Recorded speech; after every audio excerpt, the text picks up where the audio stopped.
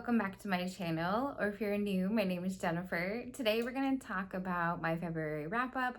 What books did I finish, which books did I DNF, and which books did I love, hate, or somewhere in between. So today we're going to talk about the 4 books I ended up DNFing in February, and then the 3 books that I did actually finish, and which ones I'm currently still in the middle of. So let's go ahead and get started and talk about the books that I did DNF in the month of February. It was a rough month for me in trying to find books that I truly did enjoy, but once I did enjoy them, I gave them a high star rating. So it goes to show that I do becoming more comfortable in what I like, what I don't like, and not spending as much time on books that I'm not enjoying. So the first book that I want to talk about that I did check out from the library, Calabasas by R.F. Wong. And so I did check it out, did like the writing style I did like, but it was a story that I wasn't interested in. I was kind of worried about that because it was a lot to do with hell and famous philosophers that talked about hell. And just the philosophy and things like that. That part I didn't really enjoy. It wasn't necessarily the writing style. So it wasn't the story for me, which is totally fine. I'm glad I tried it. Glad I know what the hype is all about. Those love it that hate it because it's such a divisive book. But yeah, so it's okay. Now I know that one is not for me. But moving on to another book that I chose to DNF that is part of my 12 books in 2026 is The Bookbinder's Guide to Love. This one was by Catherine Garber. This book, it was very smutty right off of the bat. It was very descriptive about looking at the other person's body and what they loved and just really enjoyed about looking at that particular person, depending on who it was. But they were both doing it, which, I mean, I'm glad it was equal in that they enjoyed physical parts of each other's bodies, but just by the physical descriptions of meeting them, this was in the first chapter. I only got a few pages in, so I don't even know what the rest of the book was like, but clearly this wasn't my type of reading style.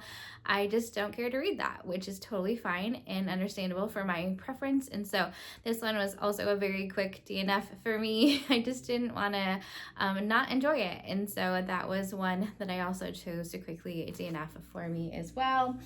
And then moving on to Adrift by Rob Beauford. I got 60% of the way through this book. I got to the point where, in my opinion, it got very dude bro, very science fiction. Why are we jumping around like this? It just wasn't written in a neutral style. It was very guy heavy in the writing style. And then it got, the chapters weren't starting on new pages. They would just start wherever on like in the end of a page, the middle of a page. It just was no rhyme or reason as to when chapter breaks were, which was kind of bothering me as far as the writing style goes. So yeah, I just wasn't. And then we jumped into the backstory of the person that they captured, and so it just like, wait, what are we talking about this? Why is this relevant? It just wasn't very clear. And also whose truly story you were reading from or their perspective. It just wasn't clear as to who you were reading the perspective from. So yeah, it just wasn't my favorite book. Unfortunately, I also DNF'd this one. I want to get more into science fiction, but clearly I must be very specific about the types of science fiction that I like, because this was definitely not it. So anyway, I did not finish that one as well. And the 4th DNF was Beneath the Sugar Sky by Shauna McGuire. This is the 3rd book in the Wayward Children series. I again wanted to try this series again to see if it's something that I was interested in. I'm just not really interested, even though they're pretty quick, simple reads, and it's supposed to be a good writing style. I like the writing of Shauna McGuire. It just, the story isn't really for me. I think it's darker or stranger than I would prefer to read, I think. It just wasn't the style of story. Again, the story I'm not interested in. And so why suffer through it when I'm not interested in that particular story? So unfortunately, I also DNF'd, this one. And so now moving into the 3 books that I did read, I will share some statistics with you. Out of the 3 books, I ended up reading 1,780 pages. and 1 nonfiction and 2 fiction reads. I read 1 physical book, 1 that was audio and and a physical book together, so a hybrid read, and then 1 book that I checked out from the library. And so those are the 3 books that I read. The House of Eve by Sadiqa Johnson, and then Harry Potter and the Sorcerer's Stone was the hybrid one that I read audio and physically, and then Feel the Fear and Do It Anyway is a physical read that I checked out and that I own, and then House of Ease is the one from the library that I checked out. And then overall, my overall rating was a 4.5. So it goes to show when I do continue and finish the books, I had a higher rate in rating my books. So it's just exciting. So I kind of know I have to just really learn to trust my reading taste and what I enjoy. I kind of know right away, kind of have a feeling, but I'm not trusting it all that well. So I need to get back into and better follow that trend. And so starting off and talking about the House of Eve, I'll pop up a picture here about the House of Eve. So to me, this was a good read. I did enjoy it. It was my first book by Sadiqa Johnson. It was for book club from Patreon with a book Krista from Books and Jams. And so I'm glad I gave it a chance. It is a historical fiction book about 2 women. The first one was a teenager, I think 15, I believe, at the time in the 1950s, and another one was in college in her early 20s. And so, and it talks about from the beginning their relationship that they get together with another guy. And so, and it's focused on the first part of the book more on their relationship. But then what happens is the 15-year-old ends up going to a house for unwed mothers, which that was the part of the book that I did really enjoy. And I enjoy reading that kind of content about institutionalization and women during that time and era, and the forgotten pains and things like that from those women that are having to go through that of being an unwed mother during those times. And then the actual the 21-year-old or the 20 in college, she also ends up getting married, and then so what happens with her lives and trajectory. And so I would have liked to have known more about the storyline of the girl that goes into the house for unwed mothers. So it just kind of follows the story. The story is very predictable, but I still enjoyed seeing where things are going. But that first half of the first part of the book was quite slow, and I would have preferred more of the second half, and then the second part or the third part more. And so just kind of keeping that in mind, that it is kind of slower pace at the beginning, but then it does pick up and get more involved as you get further into the book.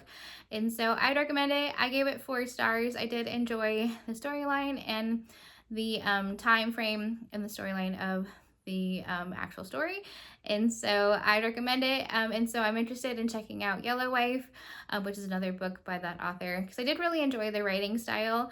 I would recommend it. I had heard that Yellow Wife might be better. So if you haven't read anything by Sadiqa Johnson, maybe start with Yellow Wife, and maybe we can read it and see what we think together, if we like it or not. And so those are my thoughts on the House of Eve. But then the next book that I want to talk about is Harry Potter and the Sorcerer's Stone. I did read the illustrated version here, and then also I did read it listen through audio, so it was a dual read for me. I did really enjoy that a lot, hearing the audio narration again, and then also reading it physically and seeing all the beautiful illustrations. I love looking at all the illustrations. That was a great read. Again, it was a reread for me, the first time reading the illustrated books, so I would highly recommend that series. It is a 5-star read again for me. Nothing's changed with that series, but again, it was nice to get back into the Harry Potter world. I did really, truly enjoy that part of it. And then moving on to the last book that I finished, I read Feel the Fear and Do It Anyway. This was my nonfiction read for the month by Susan Jeffers. I did get a lot of takeaways from this. It is a little short book, but it packs a punch. It has some great examples, lots of great tips to take away, lots of action steps and work you would want to do as you work along inside this book. So I'm glad I definitely took about 10 pages a day to read, because it was good to sit and think about what I had just read or work through some of the exercises that she recommends to work through in this book. So I had time to delve into those and really look into that. I did have a big takeaway in the actual thinking positively and not letting my negative emotions or negative thoughts and develop my fear. And so as my thoughts spiral into negativity, I get more and more fearful about things. And so if I stop myself and switch to a more positive thinking, like she talks about at the very beginning of the book, handling it, that yes, I can handle this, and positive reinforcement that yes, if something does happen, then I can handle it. It is going to happen. Things will go wrong, but I can handle it. If I misstep or if I have a struggling day, my confidence isn't high, but as long as I don't let negative thinking make that worse, it is a better day for me. And so I did really get a lot out of this book, even though this is a rewrite from the original 1980s version. This is in the early 2000s it was rewritten. So I'd recommend this version of the book if you're interested in reading this one as well. So I did get a lot of takeaways from this. I had one other note that I wanted to talk about. She talks about at the end giving away positivity and love. And so she talks about giving away your attention, and that's one of the very positive things you can do is give people your attention, especially with being on so many phones and tablets and TVs. But if we can be attentive and being very in the moment with our friends and our family, that's the biggest positive thing that we can do, is being attention. Giving everybody our undivided attention is so important. And so I did truly enjoy this book. I'd highly recommend it for a good read. And if you're interested in learning more, I would definitely check that one out for sure. So I'm touching on a couple books that I'm currently in the middle of and didn't get a chance to finish before the end of February. February just went so fast. I don't know about you, but it really did go fast. I don't know it's because it was nice weather most of the days, so I was out doing things more and not inside reading as much. But yeah, it was just so fast. We'll see what March is like. Hopefully maybe I'll have some more time to read, but we'll see. And hopefully I won't have as many DNFs. That would be the goal, is to really enjoy what I'm reading. As you can see, these stacks over here by me, that is my pile of possibilities, or one part of the stack for March. So lots of things that I can be reading today. But yeah, so I'm in the middle of Ghostwriter by Julie Clark. I have that checked out from the library, so I'm hoping to get that done in the next couple of days. Finishing that up at the beginning of March would be great. I really am enjoying it. I'm very curious to see what the twist is. There's got to be a psychological twist to it. So I'm excited to get to finish that one up. And then I'm also listening to an audiobook, The Keeper of the Lost Cities, book 8.5 Unlocked. I am now at the actual novella part of the book, so I think like the last fourth of it or so. So hopefully I will get that audiobook wrapped up soon, and then I can move on to yet another audiobook, maybe some middle grade books. Let's see. That sounds like a great opportunity to be part of Middle Grade March.